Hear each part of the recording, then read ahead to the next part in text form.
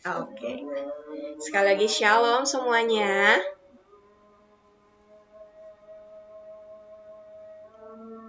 Gimana kabarnya hari ini? Sehat semuanya ya? Tunggu sebentar.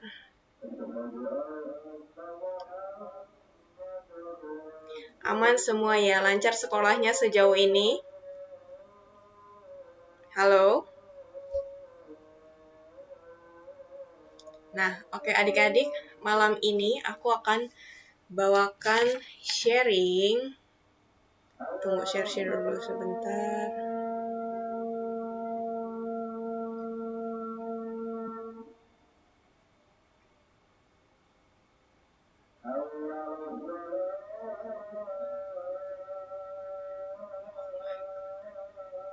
Udah muncul kah?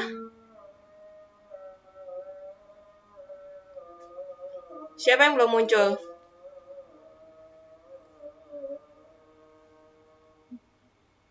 Udah muncul semuanya ya? Ada yang belum muncul? Nggak ada jawaban berarti udah muncul semuanya ya. Nah, malam ini aku akan bawakan sharing tentang remaja dan narkoba. Ada apa antara remaja dan narkoba? Kita bahas nanti ya. Sebelumnya mari kita sama-sama berdoa dulu dan dengarkan satu pujian. Yuk kita berdoa sama-sama. Terima kasih Tuhan untuk kebaikan Tuhan yang tak pernah habis di hidup kami. Kami bersyukur Tuhan malam hari ini kami bisa bersekutu secara online. Kami percaya Tuhan yang pimpin dari awal sampai selesai nanti hingga kami boleh mengerti apa yang menjadi kehendak-Mu. Terima kasih Tuhan Yesus, kami berdoa dan mengucap syukur. Amin. Kita dengarkan satu pujian dulu. Jadi sepertimu.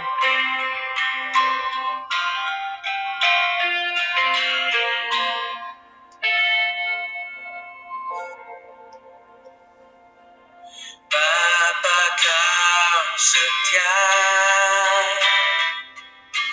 takkan meninggalkan, dan ku percaya Engkau milikku dan ku milikmu. Kerinduanku tinggikan namamu, karena ku tahu Engkau dalamku dan ku dalammu. Ubah hatiku seperti hatimu, setulus salibmu, kasih-kasihmu. Biar mataku seperti matamu, pancarkan kasih-Mu, mau jadi seperti-Mu. Oh, Yesus.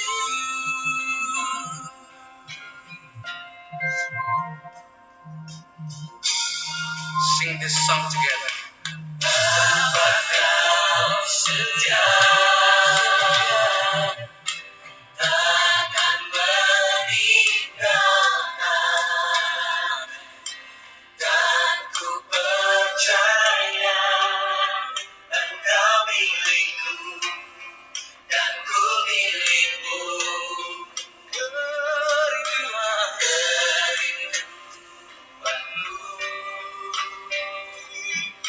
tinggikan namamu,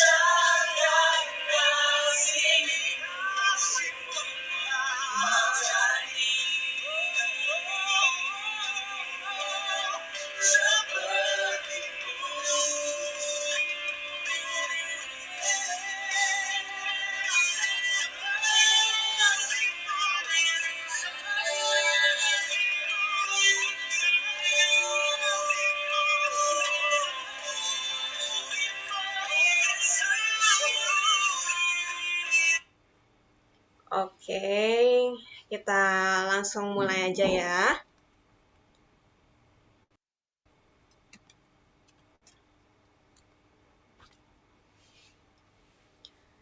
Ya, narkoba. Apa itu narkoba? Ada yang bisa bantu jawab? Siapa yang tahu? Ada yang tahu? Obat-obatan terlarang? Yes, betul. Terus, udah ada yang pernah belajar? Narkoba itu singkatan dari narkotika, psikotropika, dan obat terlarang. Istilah lain dari narkoba itu nafza, narkotika, psikotropika, dan zat adiktif. Ada undang-undang yang mengatur tentang narkotika. Undang-Undang Nomor 35 Tahun 2009 mengatur tentang narkotika. Narkotika dibagi menjadi beberapa golongan. Ada yang bertujuan untuk pengembangan ilmu pengetahuan, dan ada juga yang digunakan untuk terapi pengobatan. Jadi narkotika atau nafza ini adalah zat atau obat yang bersifat alamiah maupun sintetis, buatan kimia gitu, yang menimbulkan efek penurunan kesadaran, halusinasi, serta daya rangsang. Narkoba ini dapat mengubah pikiran, perasaan, perilaku seseorang, dan juga menyebabkan ketergantungan. Bahaya sekali ya. Jenis-jenis narkoba. Nah,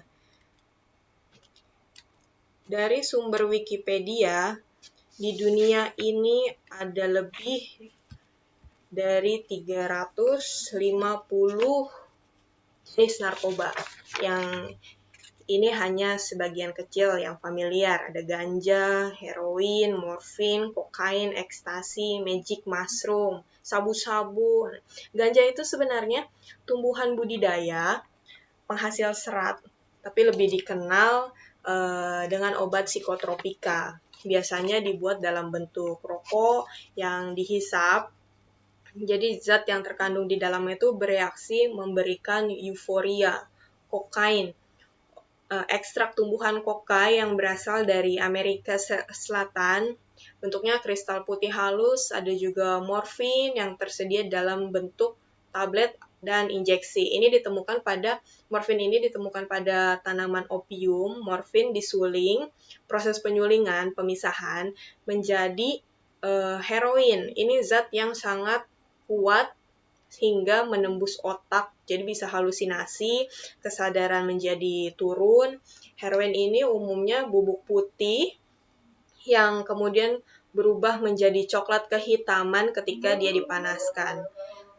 Lalu magic mushroom ini maksudnya spesies jamur liar yang mengandung zat kimia, menyerang sel-sel otak, sistem otak, jadi membuat kerja otak lebih lambat.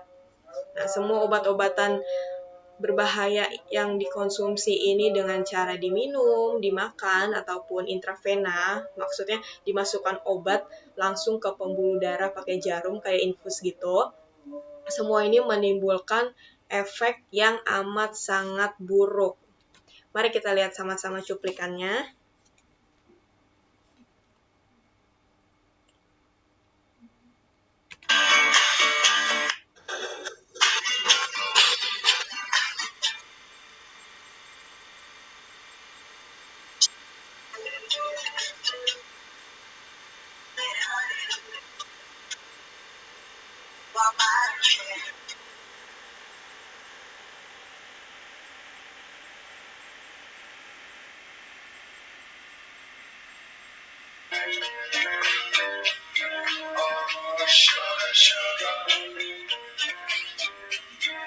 Ini sebentar ya.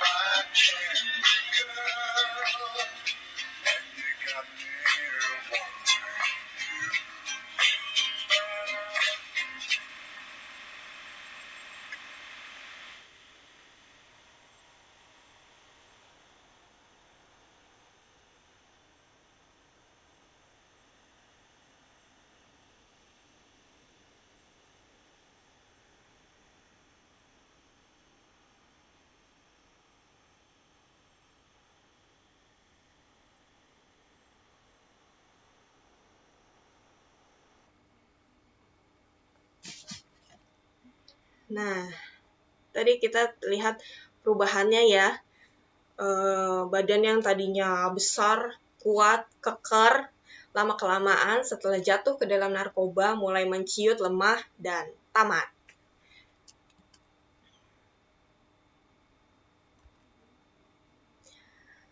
Kenapa narkoba itu bahaya sekali?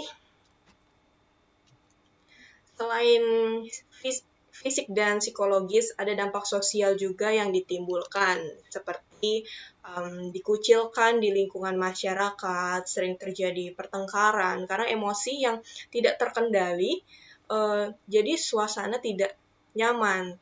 Tindak kejahatan juga meningkat, semakin luas penyebaran melalui perantara remaja ini, karena kan remaja mudah dipengaruhi. Kalau di lingkungan sekolah, bisa merusak disiplin dan motivasi belajar juga menjadi menurun. Dampak psikologisnya, orang jadi sulit konsentrasi, apatis maksudnya merasa acuh tak acuh gitu, nggak peduli.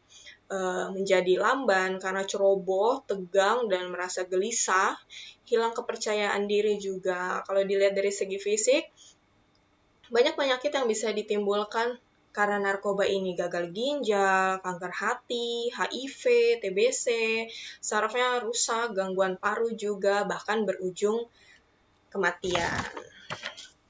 Lalu, dampak yang sangat bahaya ini kenapa di kalangan remaja masih memakai narkoba? Ada yang memakai narkoba. Karena didorong rasa penasaran yang tinggi, awalnya coba-coba dan berakhir kecanduan, sehingga sistem tubuhnya tidak lagi berfungsi. Nah, sebagai anak muda, aku pun menyadari banyak godaan, banyak tantangan tuh berat. Masa-masa remaja ini masa dimana mulai baper-baper, masa dimana mulai pengen sesuatu tuh sendiri, nggak mau diatur. Masa dimana cari temen tuh milih-milih, pelajaran mulai banyak, sosmed jadi wah banget deh, harus punya berbagai akun sosmed juga supaya nggak ketinggalan. Nah, ada juga faktor lain yang membuat remaja masuk ke dalam narkoba, yaitu pergaulan. Banyak sekali anak Tuhan bahaya kalau salah bergaul. Ada tertulis pergaulan yang buruk merusak kebiasaan yang baik dari 1 Korintus 15 ayat yang ke-13. Kita harus paham betul dengan siapa kita bergaul. Kita harus paham identitas kita sebagai anak-anak Tuhan. Perkataan dan perbuatan kita harus mencerminkan karakter Kristus. Terus faktor lain depresi. Depresi bukan berarti jadi orang gila di pinggir-pinggir jalan gitu, jadi gimbal, dekil gitu, enggak juga.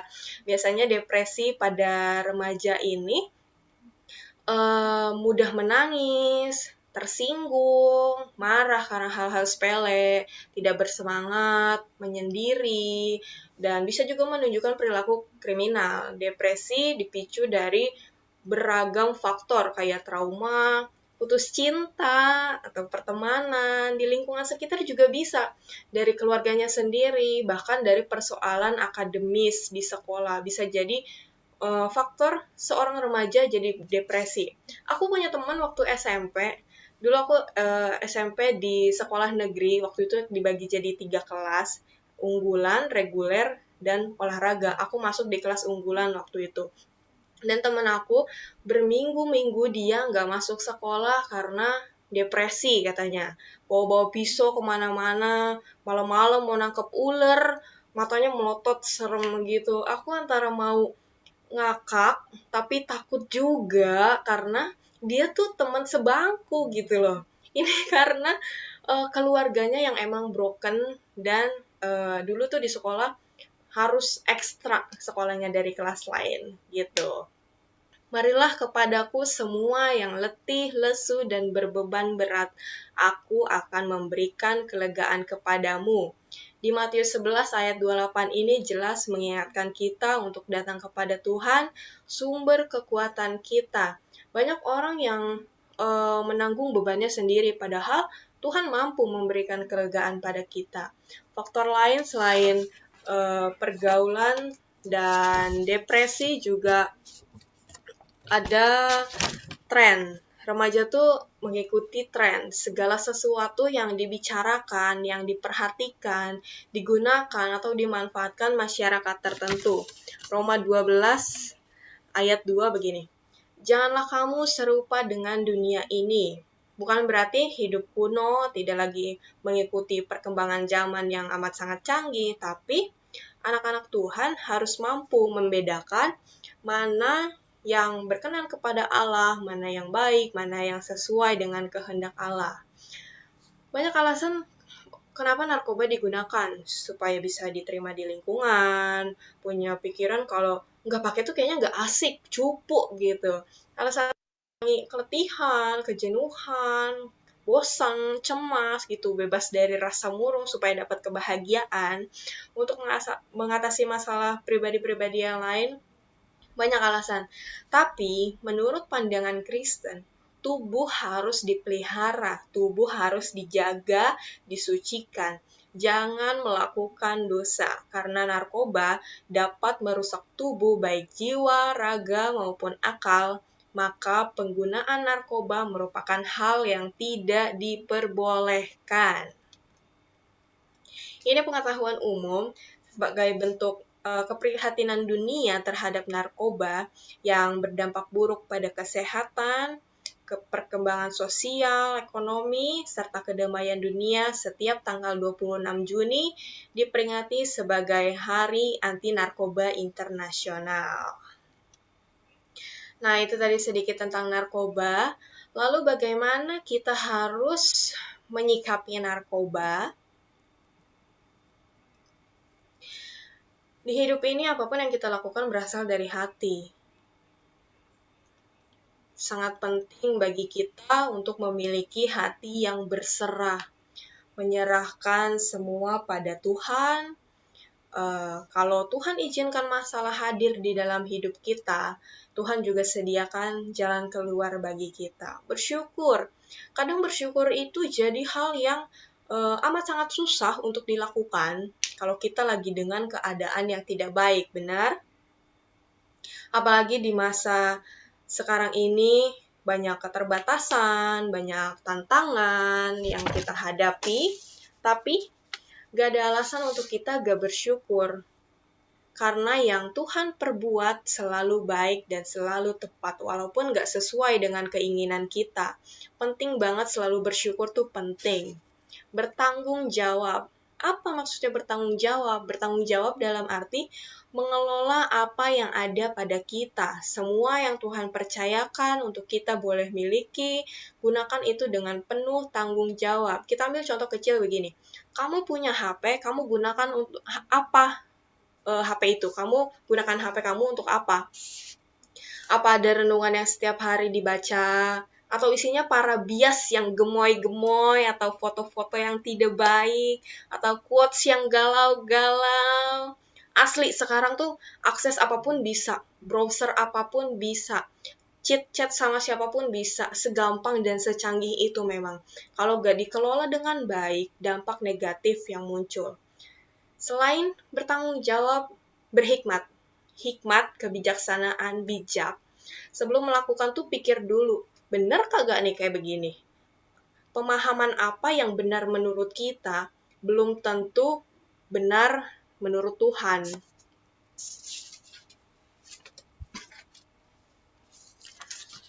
Nah, jadi orang kadang mudah kecewa seperti ini nih. Dia nggak paham maksudnya Tuhan. Aku mau A, tapi kata Tuhan B. Kita harus hidup takut akan Tuhan. Karena hidup kita bukan milik kita, hidup kita milik Tuhan.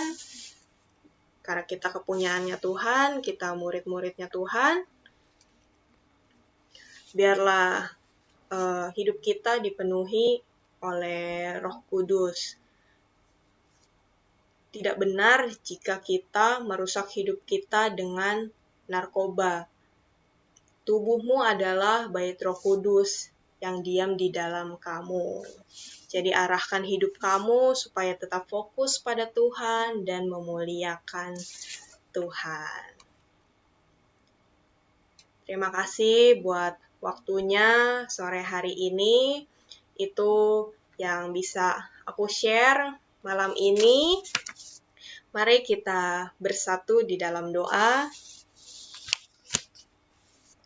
Terima kasih Tuhan untuk penyertanya Tuhan sepanjang Zoom meeting ini. Engkau terus menyertai, memimpin kami di dalam kami mendengar sharing. Tuhan, ajar kami untuk lebih mengerti rencana Tuhan di dalam hidup kami, menggunakan waktu ke waktu kami yang ada sekarang ini untuk hal-hal yang berguna, yang positif, dan menyenangkan Tuhan. Jagai hati kami Tuhan untuk terus hidup setia dan takut akan Tuhan. Ini kami Tuhan, anak-anak muda-Mu yang sangat butuh pertolongan Tuhan. Kami mau berserah sepenuhnya kepadamu karena kami teramat yakin Tuhan yang memegang kendali atas hidup kami. Di dalam nama Tuhan Yesus kami berdoa dan mengucap syukur. Amin.